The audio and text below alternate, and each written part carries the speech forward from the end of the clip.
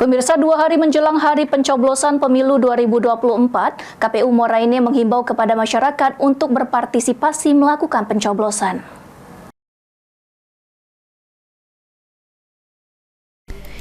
2 hari menjelang hari pencoblosan calon legislatif dan calon presiden dan wakil presiden, KPU Muara Enim mengajak masyarakat se-Kabupaten Muara Enim untuk berpartisipasi melakukan pencoblosan di TPS pada 14 Februari 2024. Untuk melakukan pencoblosan, warga harus membawa formulir C pemberitahuan dan EKTP.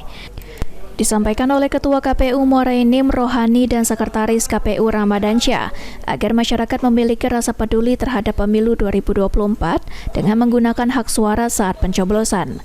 KPU Muara Enim menargetkan partisipasi masyarakat 85% dari jumlah pemilih. KPU optimis target tersebut bisa dipenuhi. KPU Kabupaten Muara Enim mengajak kepada masyarakat untuk datang ke TPS hari Rabu tanggal 14 Februari 2024. Datang ke TPS dengan membawa formulir C pemberitahuan dan KTP elektronik.